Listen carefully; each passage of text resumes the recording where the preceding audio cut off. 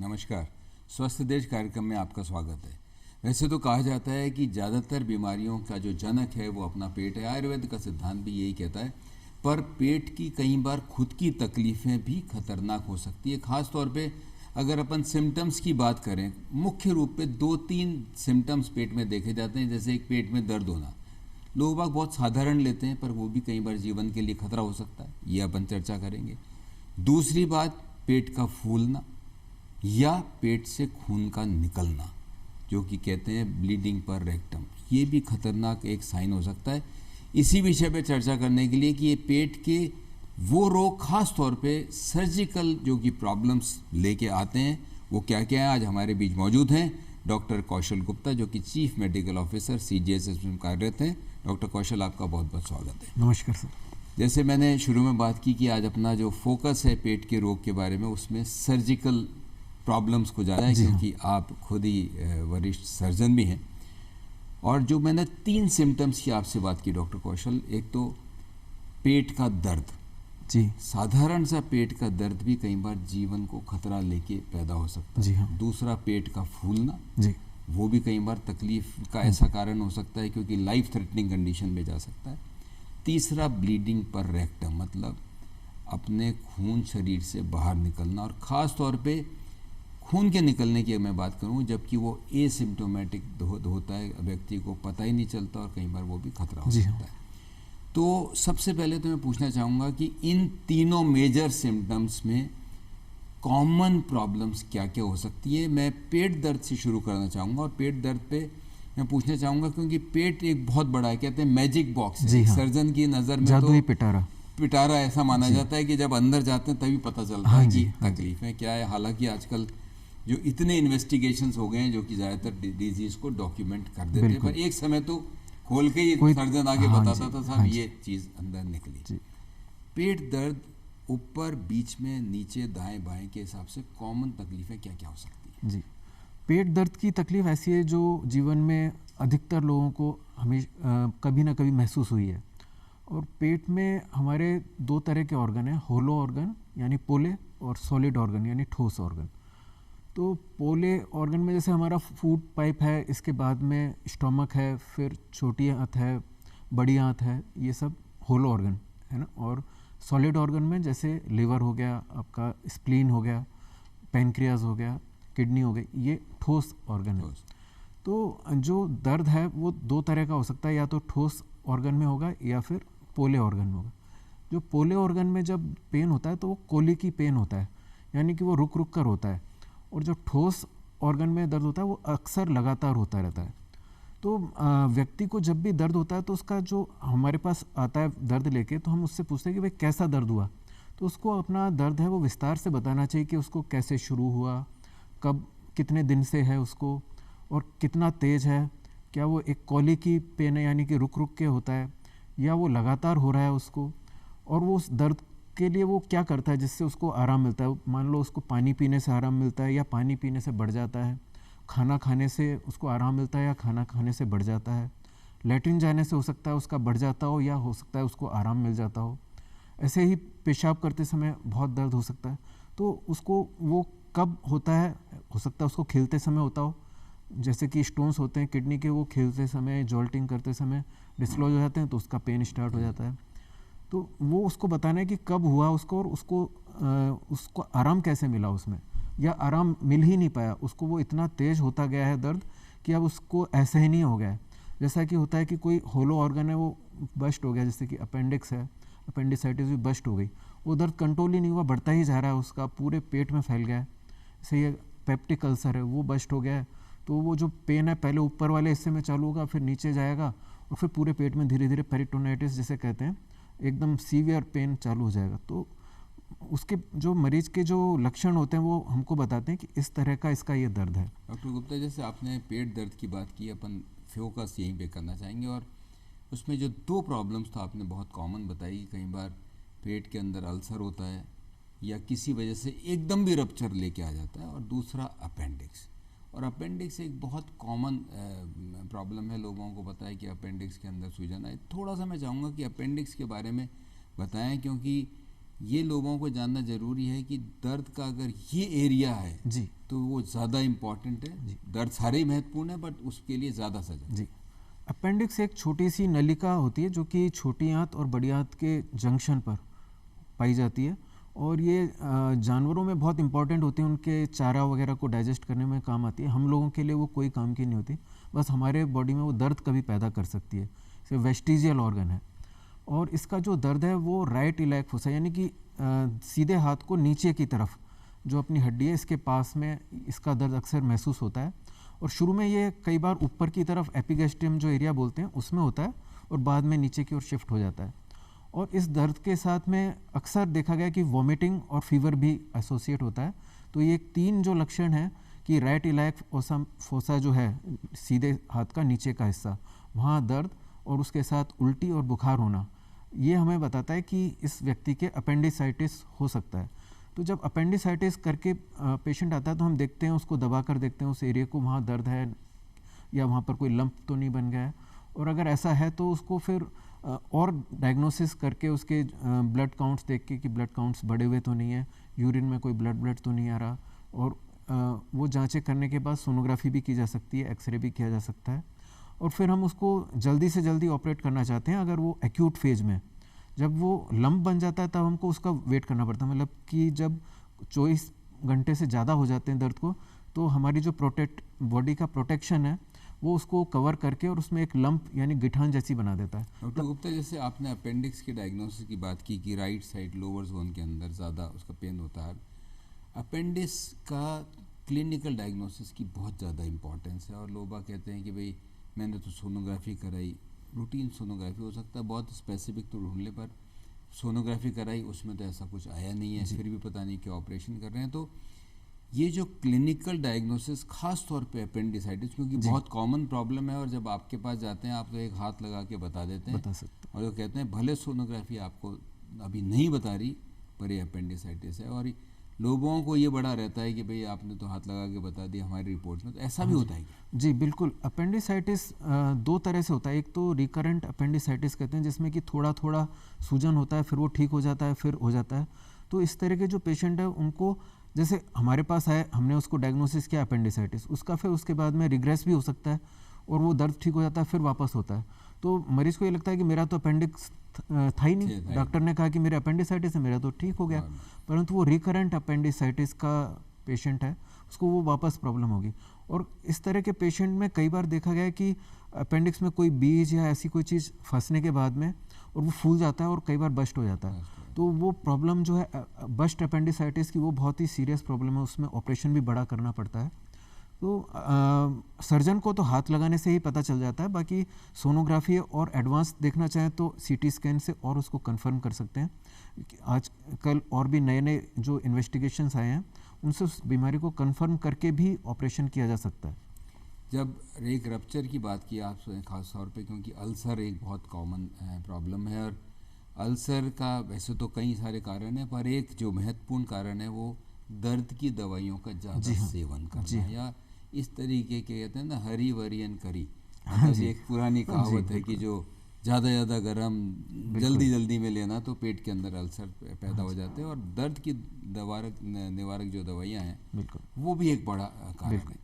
ये जो पेन होता है, और इसके अंदर 2 चीज़ें पूछना चाहूँगा मैं। हाँ जी। इसमें सर्जरी की कितनी इम्पोर्टेंस है समय पे, क्योंकि इन्फेक्शन लेटर दिक्कत में आ जाते हैं जब भी इसकी अपने अल्सर की बात होती है।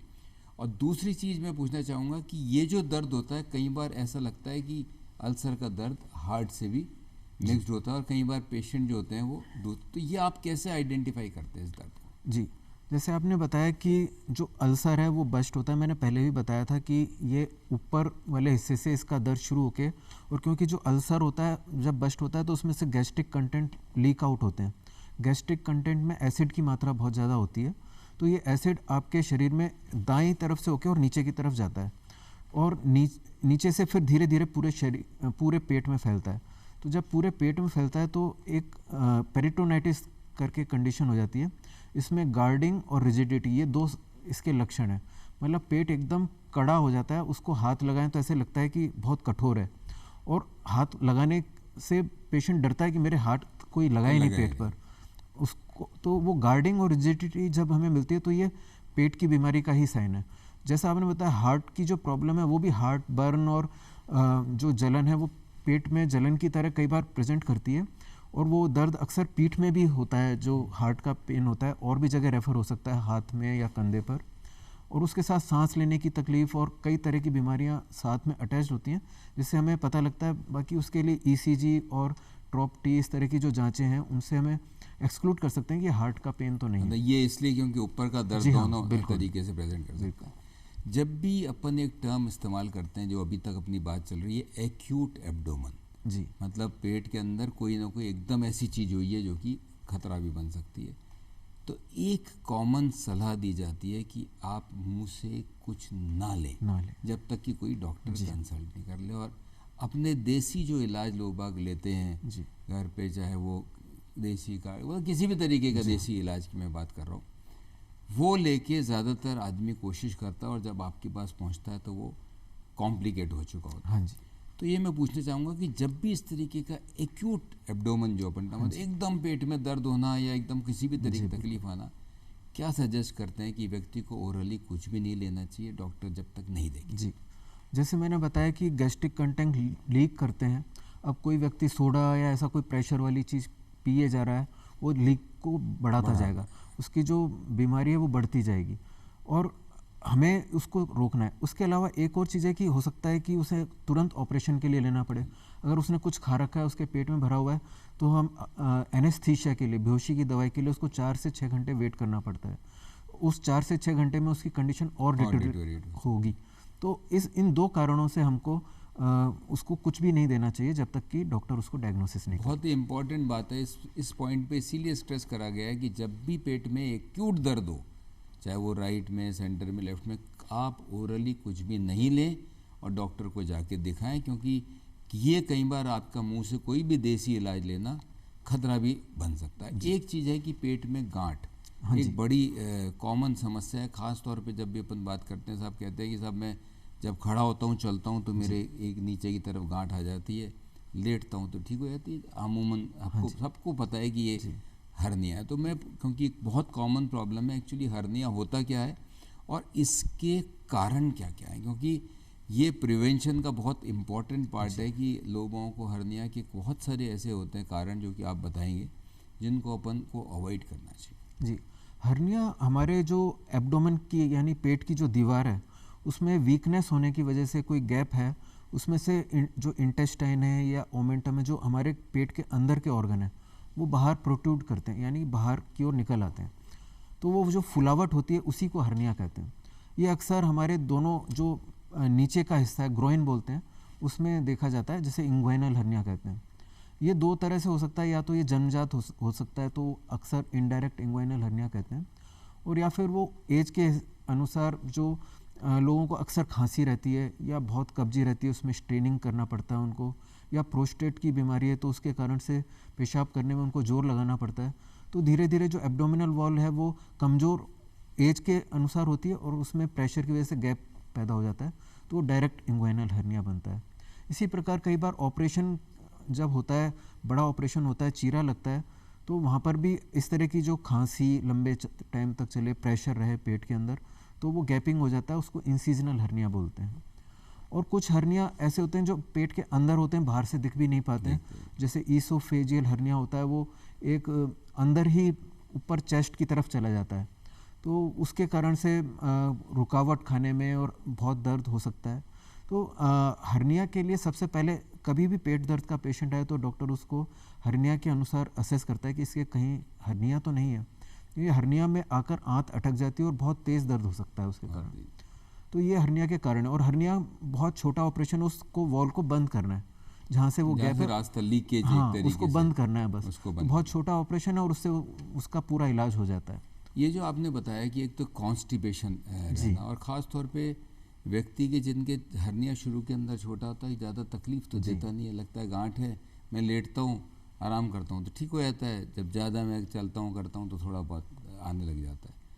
पर वो कई बार, जैसे आपने बताया कि एक बार अटक जाता है, स्ट्रेंगुलेट जब हो जाता है, तो वो लाइफ थ्रेटनिंग कंडीशन तक पे भी तक पहुंच जाता जा है, बिल्कुल सकता है। गैंग्रीन हो सकता है उसमें। मैं जो पूछ रहा हूँ ख़ास तौर पे लोग बाग जो वेट लिफ्टिंग करते हैं, वज़न उठाते हैं या भारी काम करते हैं लंबे समय से, जैसे आपने बताया खांसी या कॉन्स्टिपेशन, इन चीज़ों को अवॉइड करने से अपन जो हर्निया है उसको कितना कंट्रोल कर सकते हैं? जिसके भी व्यक्ति के हर्निया है और फिर वो वज़न उठा रहा है तो बिल्कुल कॉन्ट्राइंडिकेटेड है ऐसा।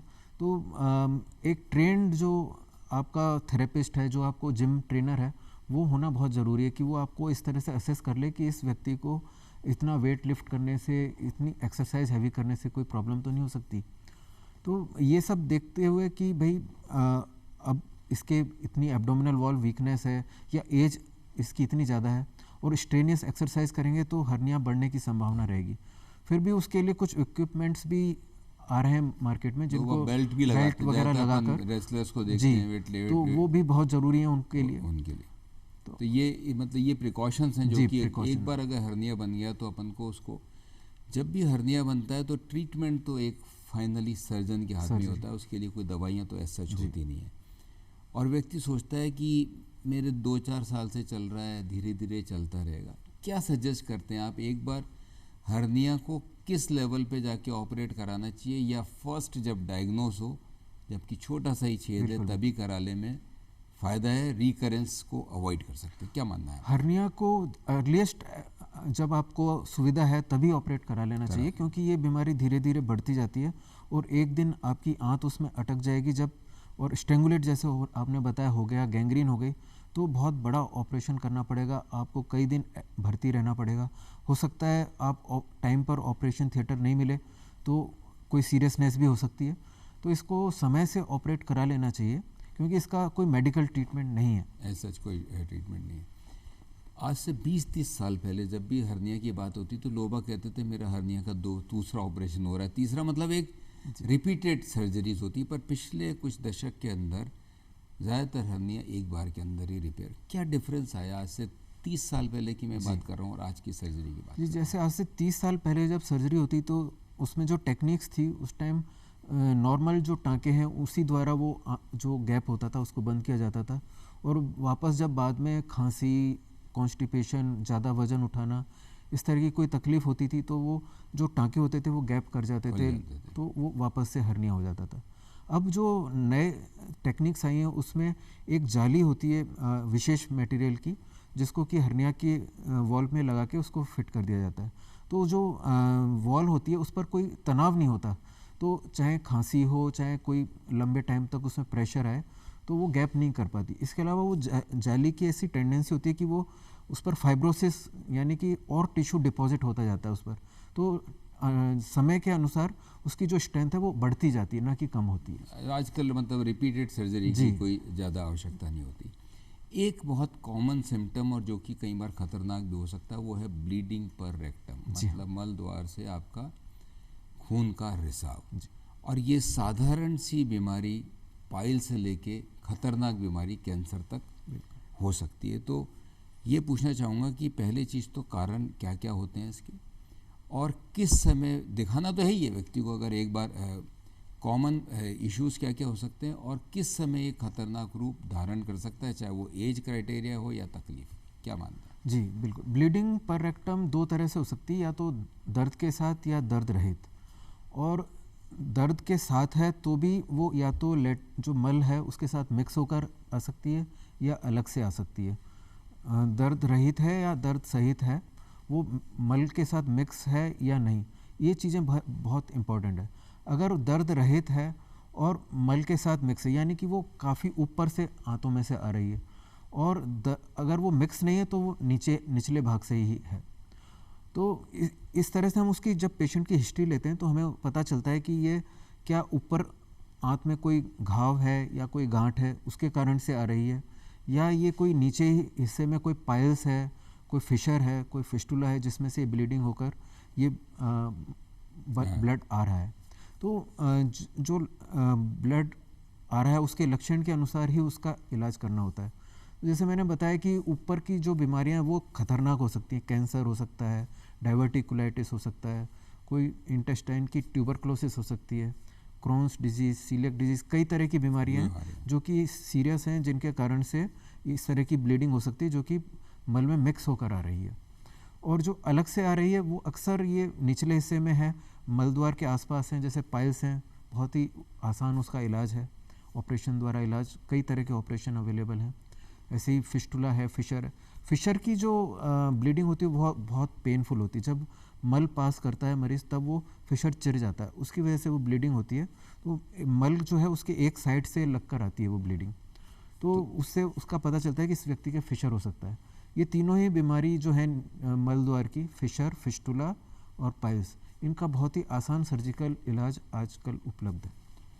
एक बात रह गई थी, वो है पेट का फुलाव और कॉन्स्टिपेशन। एक बहुत कॉमन प्रॉब्लम है। लोग बाग आके कहते हैं कि मेरा तो पेट, कईयों के तो वेट भी होता है, वो इसमें कोई दो राय नहीं, पर कईयों का रहता है कि मेरा तो पेट हर समय फूला ही रहता है, बस बेसिकली कॉन्स्टिपेशन। तो संक्षिप्त में मैं पूछना चाहूँगा कि कॉन्स्टिपेशन में लाइफ स्टाइल की कितनी इंपॉर्टेंस है और कौन कौन सी बीमारी जो अभी अपन ने जिक्र करी वो एक कॉन्स्टिपेटेड व्यक्ति के ज़्यादा होने के चांसेस हैं? जी, कॉन्स्टिपेशन का जो मुख्य कारण है वो फाइबर खाने में पर्याप्त मात्रा में न लेना और पानी की कम मात्रा लेना, ये प्रमुख कारण है।